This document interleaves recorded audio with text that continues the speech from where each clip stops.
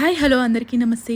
ఈ సమ్మర్లో పెద్దవాళ్ళ నుంచి చిన్న పిల్లల దాకా ఒక్క గ్లాస్ సగ్గుబియ్యం జావ తాగితే చాలు బాడీ హీట్ అనేది బాగా కంట్రోల్ అవుతుంది. డెఫినెట్గా ఒకసారి ట్రై చేయండి. ఇక్కడ నేనైతే నానబెట్టిన సాబుదానా అనేది ఇక్కడ నేను ఒక అరగంట పాటు నార్మల్ వాటర్లో నేను ఇక్కడ సగ్గుబియ్యం అనేది నానబెట్టానండి. ఒక కప్పు వరకు తీసుకున్నాను. మరొక బౌల్ తీసేసుకుని దానిలోకి ఇక నేను వాటర్ అనేది తీసేసుకుంటున్నాను. ఇక్కడ వాటర్ అనేది మొత్తం ఫుల్గా కాకోకుండా ఒక సగం వరకు తీసేసుకుంటున్నాను. అంటే 3/4 దాకా ఏ బౌల్లో అయితే మనం వాటర్ అనేది పెట్టుకుంటున్నామో ఆ బౌల్లోకి 3/4 దాకా వాటర్ అనేది తీసేసుకుని వాటర్ అనేది ఫుల్గా అనేది బాయిల్ చేసేసుకున్నాను. ఇలా బాయిల్ అయిన వాటర్లోకి నేను నానబెట్టుకున్న సగ్గుబియ్యం అయితే తీసేసుకుంటున్నాను.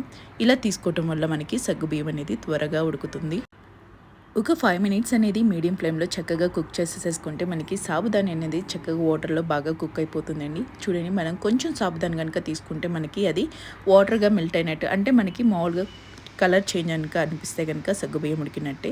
సో దీనిలోకి అయితే నేను ఇక్కడ ఒక అరకప్పు దాకా బెల్లం కూడా యాడ్ చేసేసుకుంటున్నాను. ఇలా సగ్గుబియ్యం ఉడికాక బెల్లం అనేది యాడ్ చేసేసుకుని ఇంకా బెల్లం అనేది కొంచెం కరగడానికి ఒక 5 మినిట్స్ అయితే నేను ఇక్కడ కుక్ చేసేసుకుంటున్నాను. సో ఇలా బెల్లం కరిగాక దీనిలోకి లాస్ట్ ఫైనల్గా పావు స్పూన్ ఇలాచీ పౌడర్ కూడా యాడ్ చేసేసుకుని ఇంకా స్టవ్ ఆఫ్ చేసేసుకుంటున్నాను. ఎంతో టేస్టీగా అండ్ దెన్ పిల్లలు కూడా ఇష్టపడి తాగేంతగా ఈ సగ్గుబియ్యం జావ అనేది ఉంటుందండి.